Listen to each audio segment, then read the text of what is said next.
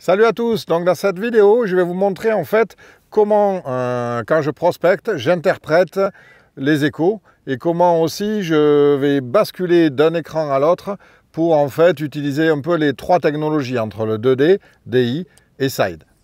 Bon alors Tristan, tu nous balades le long de cette ancienne haie là et on essaye de trouver des bandes de perche et éventuellement des brochets suspendus.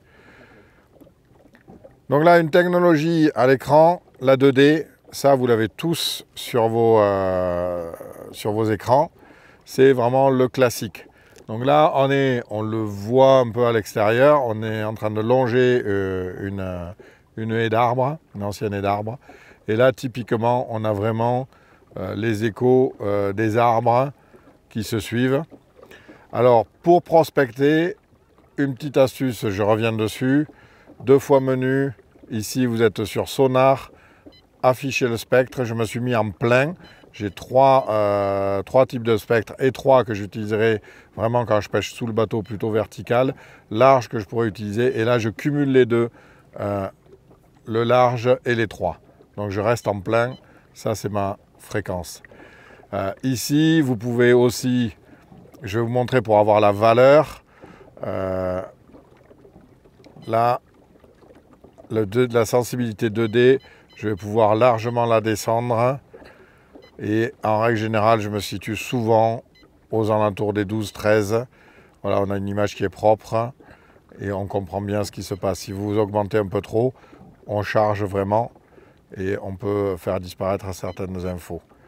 Mets le down, Fred, tu vas voir, il y a un silure à l'écho. Voilà, donc ça c'est le 2D. Quand je veux lever les doutes, boum. Voilà, et là en fait, là j'avais un doute. Voilà, là on le voit bien.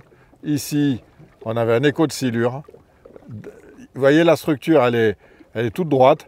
Et là, j'avais un écho qui était dissonant par rapport au reste. Et ici, en fait, dans le Down Imagine, boum, la tête du silure, le corps, on le voit très très bien. Voilà exactement ce qu'on recherche. Et voilà en fait pourquoi le DI m'apporte vraiment beaucoup d'informations tout le temps. Il me permet de lever le doute. J'avais bien mon arbre ici et là tout d'un coup j'avais un gros écho au milieu, j'avais un silure planqué dans l'arbre.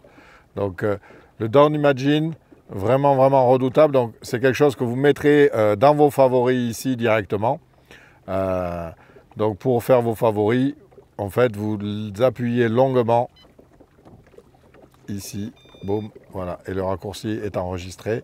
Comme ça, vous avez cette vue sélectionnée. D'accord? Donc, autre vue que j'aime bien quand on pêche comme ça et qu'on prospecte, notamment quand on pêche ce qu'on appelle en power fishing, c'est-à-dire qu'on est constamment en train de se déplacer et en train de pêcher, crankbait ou autre, c'est les 3 vues couplées. Voilà. Donc, en haut, j'ai choisi le side. Et en bas, j'ai le DI pour lever les doutes et le 2D aussi pour me donner une indication supplémentaire. Donc là, on voit bien, j'ai tous mes arbres, je vois toutes les branches, la majorité sont à droite. J'ai très peu d'arbres sur la gauche, c'est plus dégagé. Voilà. Là-bas derrière la ligne d'arbres, on aperçoit une ligne de 2 lignes en fait. Ça, c'est l'ancienne route, très certainement. Donc ça serait intéressant d'aller le pêcher tout à l'heure. Ah, là, on a une petite structure, on a un mur, quelque chose qui est tombé. Vous voulez le voir plus précisément. Hop. Voilà. Et là, on peut voir vraiment, vous pouvez zoomer là où vous voulez. Donc en fait, là, vraiment typiquement, c'est des zones, si je devais pêcher, je pêcherais plutôt de l'autre côté. Pourquoi? Parce qu'en plus des arbres, j'ai des roches de chaque côté de la route et je voudrais insister autour de ces roches. Là, on voit bien, on entre dans un arbre. Qu'est-ce qu'il y a de l'autre côté de l'arbre? C'est très simple. Hop, des petits points suspendus. Et ça, c'est vraiment des bancs de perche qui sont suspendus derrière les arbres.